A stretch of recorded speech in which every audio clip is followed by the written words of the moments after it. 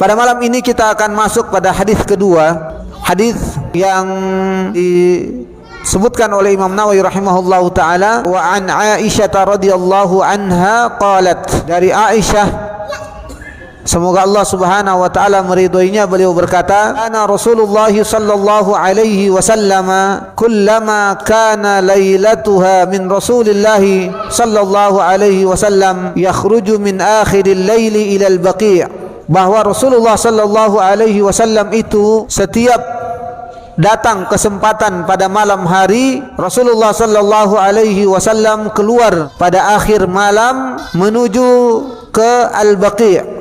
Fayaqul, Rasulullah sallallahu alaihi wasallam bersabda, assalamu alaikum dara qaumin mu'minin, semoga keselamatan atas kalian wahai penghuni dari kalangan kaum mukminin, wa atakum ma tu'adun, dan telah datang kepada kalian apa yang telah dijanjikan kepada kalian, gadan muajjalun, bahwa besok itu adalah sesuatu yang panjang, sesuatu yang diakhirkan, wa inna insyaallahu bikum lahiqun, dan sesungguhnya kami dengan izin Allah Subhanahu wa taala akan menemui kalian atau akan bersama dengan kalian. Allahumma ighfir li ahli baqi'il gharqad, ya Allah ampunilah kepada penghuni-penghuni Baqi' al-Gharqad. Ikhwan yang dirahmati Allah Subhanahu wa taala, pertama hadis ini diriwayatkan oleh istri Rasulullah sallallahu alaihi wasallam, Ummul Mukminin Aisyah radhiyallahu taala anha. Termasuk hikmah beliau meriwayatkan hadis ini karena ini terkait dengan kebiasaan Rasulullah sallallahu alaihi wasallam, khususnya ketika beliau berada di rumah istri-istrinya.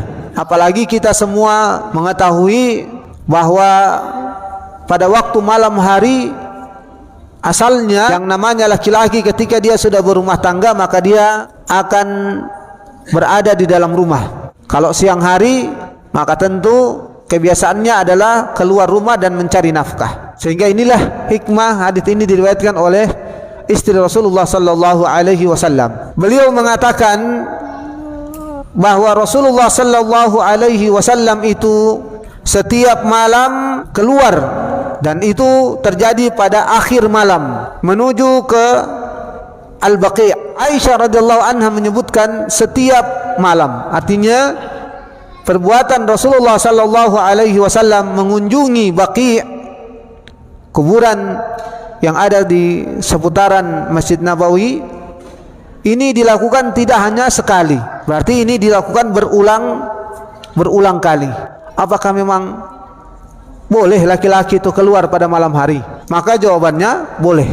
Ketika ada urusan yang penting yang harus dilakukan oleh seorang suami, maka boleh baginya untuk keluar di malam hari, seperti yang dilakukan oleh Rasulullah sallallahu alaihi wasallam. Dan tentu tidak boleh bagi sang istri untuk menghalangi, untuk melarang perbuatan dari sang suami untuk keluar di malam hari ketika dia ada urusan yang penting. Profesor Dr. Khalid As-Sabat menyebutkan di sini, sekali lagi mohon maaf bagi para ibu-ibu, beliau kita hanya sedikit menjelaskan bahwa ya, apalagi misalkan ketika dia memiliki beberapa orang istri, maka ketika ada hajat kebutuhan yang mendesak bagi sang suami untuk pergi ke rumah istri yang lainnya, disebabkan misalkan karena ada anaknya yang sakit yang harus dibawa ke dokter misalkan, ya, ini menunjukkan kebolehan bagi seorang laki-laki, seorang suami untuk keluar dari rumahnya pada malam hari ketika ada sesuatu yang penting. Adapun jika sesuatu itu tidak penting, maka seharusnya seorang laki-laki, seorang suami untuk tetap berada di rumah bersama, bercengkrama dengan istri dan anaknya. Karena di siang hari biasanya laki-laki itu keluar dari rumah untuk mencari nafkah. Maka pada malam hari itu sangat dibutuhkan bagi laki-laki untuk berada dan bersama dengan keluarga di rumahnya. Jemaah sekalian yang dirahmati Allah, Rasulullah sallallahu alaihi wasallam pada setiap malam mengunjungi Baqi'. Ini menunjukkan terkait dengan menziarahi kuburan, maka pada asal hukumnya tidak ada waktu yang dikhususkan untuk menziarahi kuburan. Rasulullah SAW di sini melakukan ziarah ke kuburan itu tidak nanti di waktu-waktu tertentu. Ketika ada kesempatan beliau menziarahi kuburan. Terkait dengan ada sebagian orang yang mengkhususkan satu waktu dalam menziarahi kuburan dengan keyakinan bahwa adanya keutamaan di waktu tersebut. Seperti misalkan ada orang yang khusus dia menziarahi kuburan nanti di hari Jumat misalkan.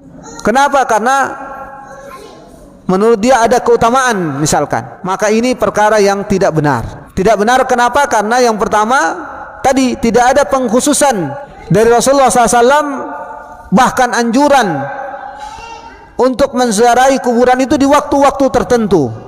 Bahkan Rasulullah SAW menziarahi kuburan, bayangkan di malam hari, yang kalau kita mungkin saat ini kadang melakukan hal tersebut. Walaupun tadi telah kita tafsirkan bahwa beliau melakukannya di akhir malam, yang berarti sudah dekat-dekat waktu pagi. Berarti ini bisa dimaksudkan bahwa itu dilakukan ba'da subuh, sebelum terbit matahari beliau sudah menziarahi kuburan. Tetapi sekali lagi tidak ada pengkhususan harus di hari ini, di jam ini, tidak ada.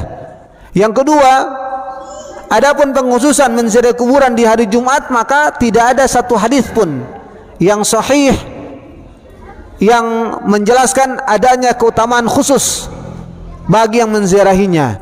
Tidak ada keutamaan khusus. Ini yang disebutkan oleh Syekh Profesor Dr. Khalid As-Sabat. Adapun jika seseorang menziarahi kuburan mengkhususkan satu waktu dan itu dilakukan di setiap kesempatan di waktu tersebut dengan alasan atau dengan disebabkan karena memang hanya ada waktunya di waktu tersebut untuk mendatanginya, maka tentu ini menjadi tidak masalah. Artinya silahkan, tidak jadi masalah.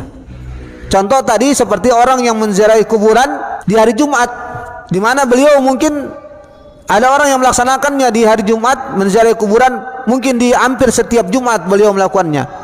Karena misalkan di waktu itulah beliau memiliki kesempatan untuk melakukannya, dengan tidak meyakini bahwa adanya kekhususan dan keutamaan menziarahi kuburan di hari Jumat, maka ini tentu perkara yang boleh-boleh saja, silahkan. Sekali lagi, jika memang dia tidak meyakini adanya pengkhususan atau merasa adanya keutamaan khusus dalam menziarahi kuburan di hari Jumat, beliau melakukannya karena memang ada waktu dan kesempatan saat itu, kemudian beliau mendatanginya. Maka ini juga yang kemudian dikiaskan pada seluruh perkara-perkara yang khususnya terkait dengan perkara-perkara ibadah, agar supaya kita tidak salah memahami. Yang paling sering dikiaskan dalam perkara ini adalah terkait dengan kajian-kajian misalkan, atau terkait dengan ibadah yang memang kewajiban kita, yaitu menuntut ilmu. Kajian kita misalkan di malam ini, hari Senin, kita melakukannya khusus memang di hari Senin. Apakah kemudian perkara ini menjadi perkara yang tidak boleh karena adanya pengkhususan? Kenapa Ustaz harus hari Senin?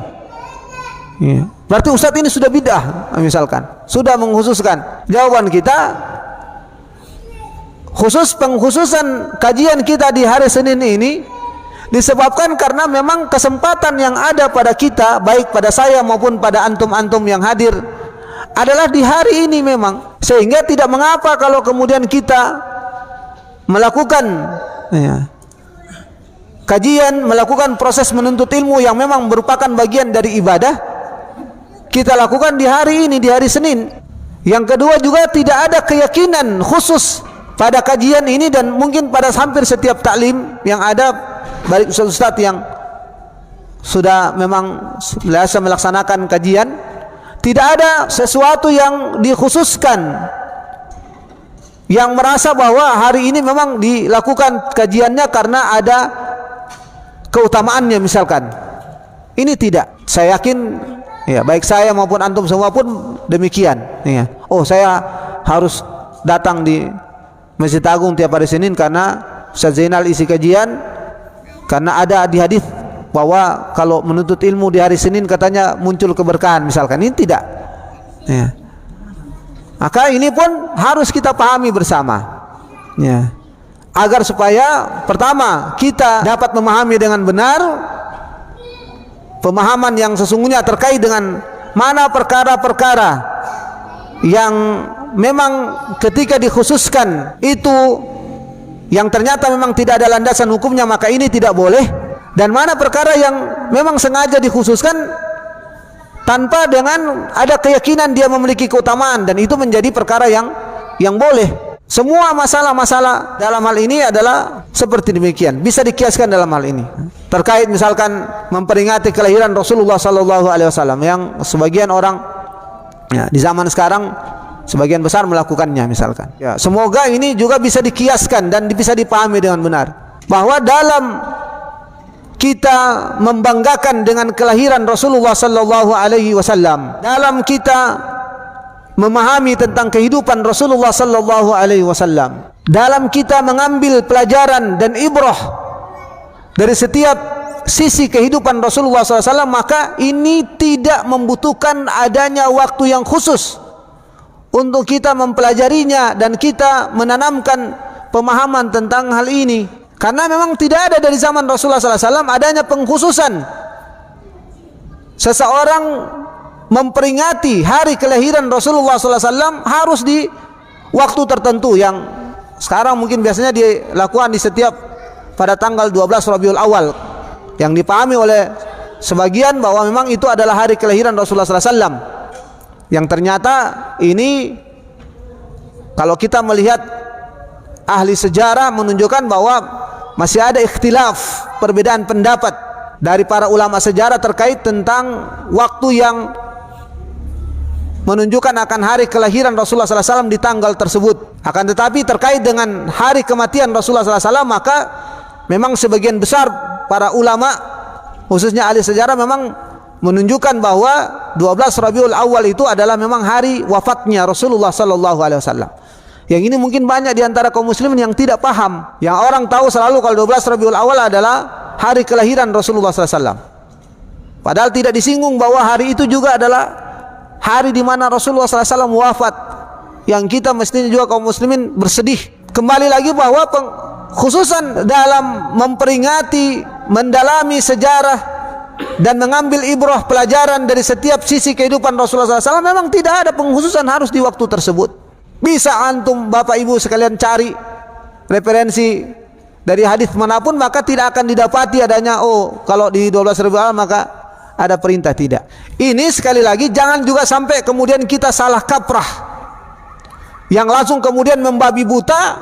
Kalau orang peringati maulid Nabi itu di 12 Rabiul Awal semuanya bidah misalkan. Bisa jadi juga tidak. Tadi kalau kita kiaskan, ada juga mungkin orang yang memahami bahwa ini hanya momentum kita untuk mempelajari kehidupan Rasulullah sallallahu alaihi wasallam, yang memang kesempatan saat itu ada ustadz yang ceramah, dia menjelaskan tentang salah satu sisi atau beberapa sisi dari kehidupan Rasulullah SAW, kemudian kita mengambil ibrah dan pelajaran darinya, maka kemudian itu menjadi ilmu bagi kita.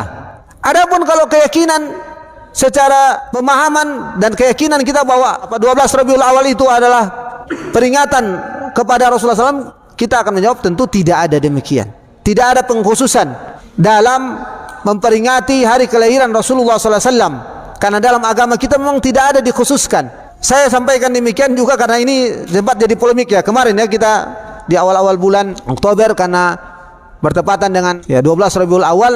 Ini saya lihat ada dua sisi, dua hal, yang ada yang satu mengatakan kenapa, apa yang salah peringatan maulid Nabi, sementara di sisi lain ada yang mengatakan maulid Nabi itu bid'ah. Atau muncul lagi berita beberapa ustadz yang katanya dulu memang pemahamannya Ahlussunnah wal Jamaah yang paham tentang maulid Nabi itu bid'ah, katanya kok mereka bisa muncul di acara-acara peringatan maulid Nabi, memberikan ceramah, memberikan tausiah.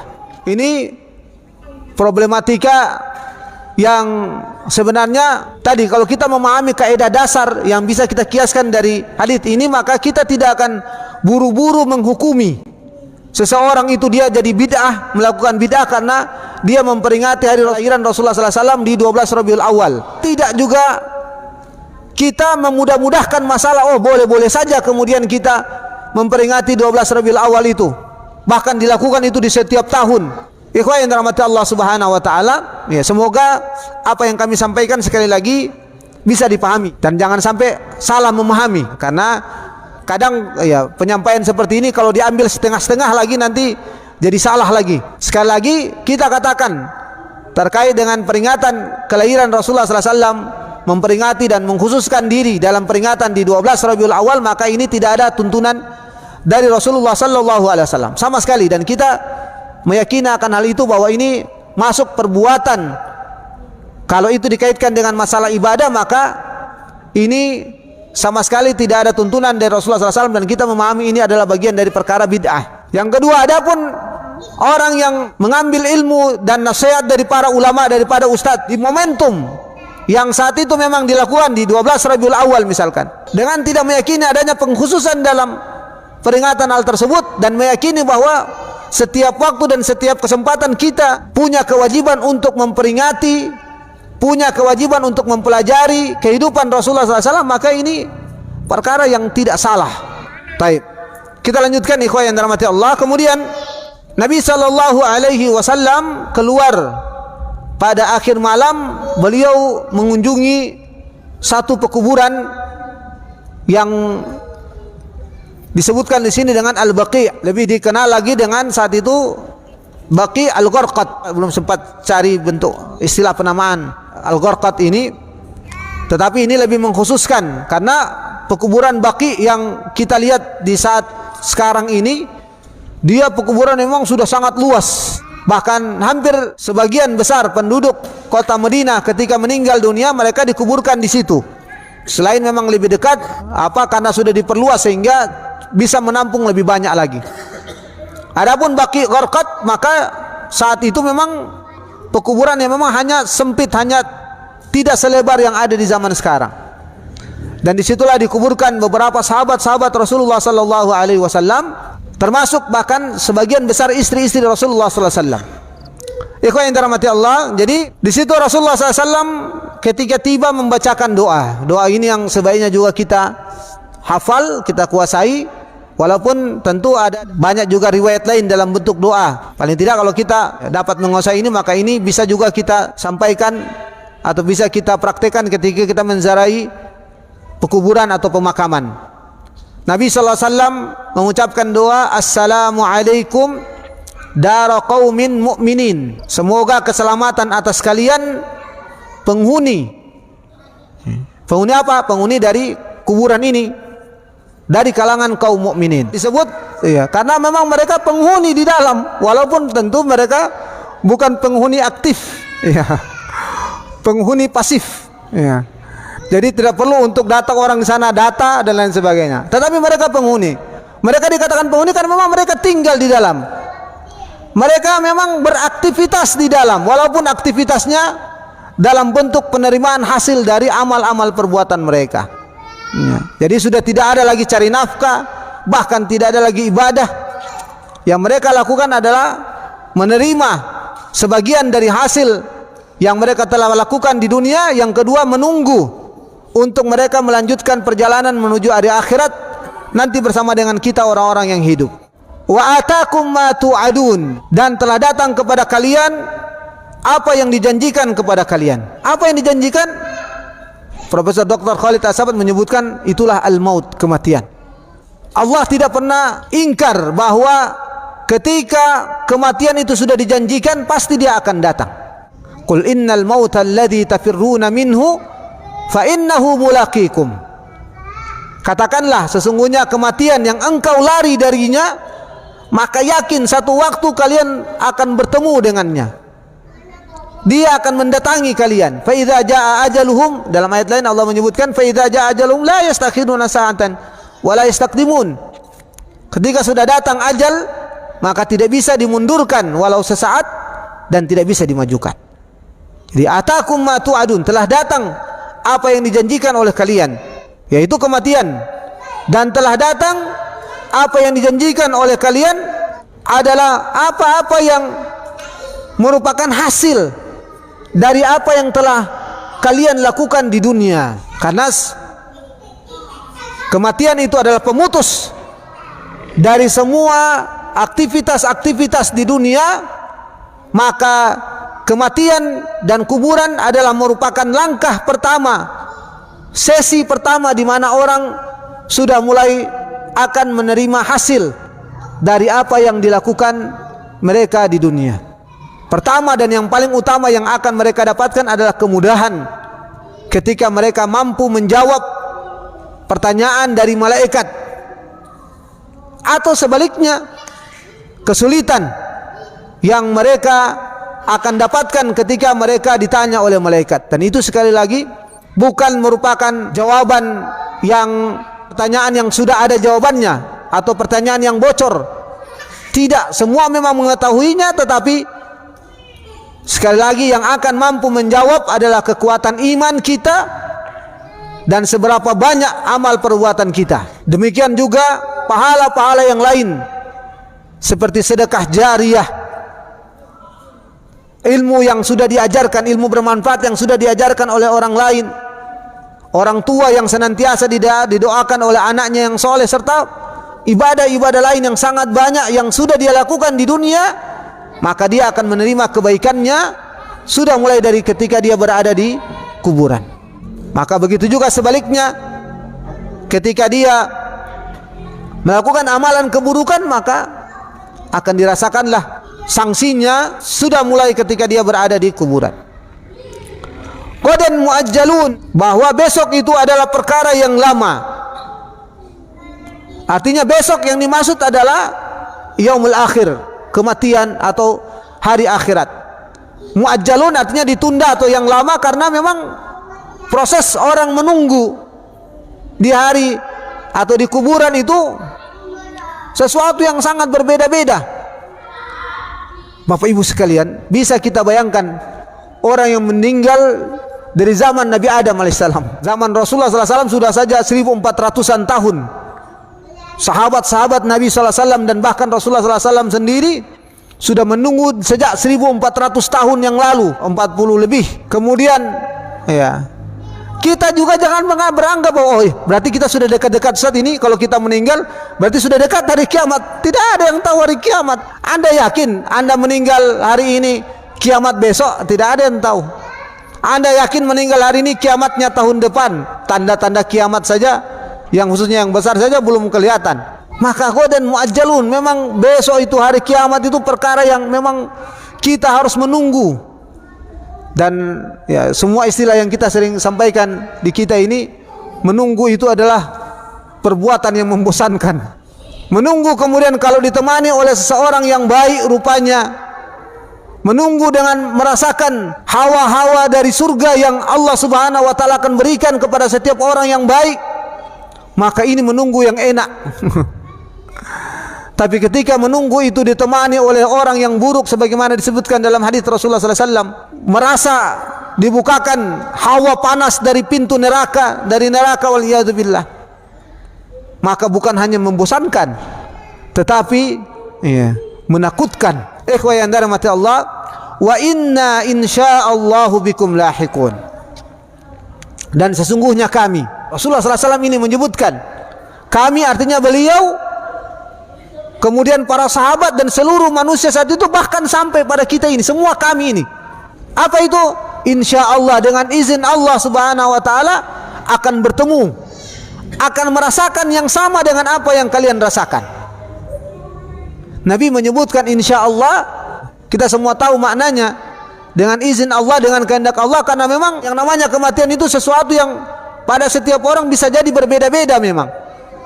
Nabi SAW sudah menyebutkan ini dan beliau sudah wafat. Padahal beliau mengkaitkan penyebutannya dengan kata kami, menunjukkan kita juga di sini. Kita memang masih hidup, tetapi Allah Subhanahu wa taala belum menghendaki kita untuk meninggal dunia. Tetapi insyaallah lahikun, pasti. Sama dengan ketika orang berjanji dengan mengungkapkan kalimat insyaallah, berarti mestinya sudah pasti dia untuk memenuhi apa yang dijanjikan tersebut. Ada orang yang berjanji, ya insyaallah saya datang, tapi janjinya kata insyaallah hanya sekedar untuk menyamar-nyamarkan bahwa memang dia tidak mau pergi. Ini sangat salah. Penggunaan kata insyaallah itu artinya memang ketika Anda berjanji dengan menggunakan kalimat insyaallah, berarti asalnya Anda akan melaksanakan hal itu, apa yang Anda janjikan itu. Penyebutan insyaallah hanya jika memang ketika ada kehendak Allah yang lain, seperti datangnya uzur, datangnya halangan, sehingga itu yang membuat Anda kemudian tidak bisa hadir. Maka disitulah janji Anda tidak dikatakan janji yang berbohong, karena Anda menyebutkan insyaallah, karena Anda menyebutkan janjinya dengan insyaallah, dan ternyata ada halangan yang memang mendesak, yang memang membuat Anda memang tidak bisa untuk datang. Adapun ketika berjanji dengan menyebut insyaallah tapi berniat sebenarnya tidak mau datang, mendingan bilang saja nanti mulia itu lebih bagus. Jangan bilang insyaallah akhirnya tidak datang. Maka insyaallah bikum lahiqun, dengan izin Allah pasti sebenarnya akan bertemu dengan kalian, akan bersama dengan kalian, akan merasakan apa yang kalian rasakan saat ini, kecuali sesuai dengan kehendak Allah. Karena ada orang yang Allah kehendaki cepat, ada orang yang kehendaki hari ini, besok, ada yang nanti mungkin tahun depan, kita semua tidak tahu. Kemudian setelah itu Nabi SAW berdoa, Allahumma ghfir li ahli baqi'il gharqad, ya Allah ampunilah penghuni dari al-baqi' al-gharqad ini, seluruh kaum muslimin yang meninggal di Baqi didoakan oleh Rasulullah SAW. Disinilah salah satu yang kita dianjurkan, selain mengucapkan salam kepada penduduk, kepada orang yang meninggal dunia, kepada orang-orang yang ada, manusia-manusia yang ada di pemakaman, kaum muslimin yang ada di pemakaman, kita juga dianjurkan untuk mendoakan kebaikan kepada mereka, mendoakan agar diampuni dosa-dosa mereka. Dan ini tidak salah. Ini tidak salah, ini syar'i, karena banyak doa-doa yang disebutkan dalam beberapa ayat menunjukkan doa untuk pengampunan, permohonan pengampunan kepada kaum muslimin. Begitu juga tadi juga kita sudah sebutkan di pertemuan yang lalu bahwa boleh juga kemudian kita mengkhususkan doa kepada seseorang yang kita memang niat untuk menziarahinya di kuburan tersebut. Jadi tidak salah. Kita datang, misalkan ada kerabat, kemudian kita setelah kita mendoakan secara keseluruhan, kita datang di situ kemudian mendoakan kepada beliau agar diberikan rahmat, diberikan kenikmatan di kuburan, dijauhkan dari segala siksa di kuburan, boleh saja. Ikhwan yang dirahmati Allah, saya kira cukup karena waktu juga sudah masuk 7:30 lewat. Rawahu Muslim, hadits ini diriwayatkan oleh Imam Muslim, hadits yang sahih. Demikian materi kita, kajian kita pada hadits kedua dari bab tentang anjuran menziarahi kuburan bagi laki-laki dan apa yang diucapkan bagi orang yang menziarahinya. Yang kita sudah dapat salah satu doa yang diucapkan adalah ada pada hadis yang kedua ini. Terima kasih banyak atas seluruh kehadiran ikhwah yang dirahmati Allah, baik yang hadir secara langsung ataupun yang mendengarkan, dan semoga Allah Subhanahu wa taala memberikan ilmu kepada kita, ilmu yang bermanfaat, dan tentu memberikan pahala yang besar kepada kita. Terima kasih juga kepada ikhwah yang sudah memberikan konsumsi kita di malam ini. Semoga Allah membalas dengan kebaikan dan memberkahi harta dan keluarganya. Mari kita tutup pertemuan kita dengan melafazkan doa kafaratul majlis. Subhanakallahumma wa bihamdik, asyhadu an la ilaha illa anta, astaghfiruka wa atubu ilaik. Wassalamualaikum warahmatullahi wabarakatuh.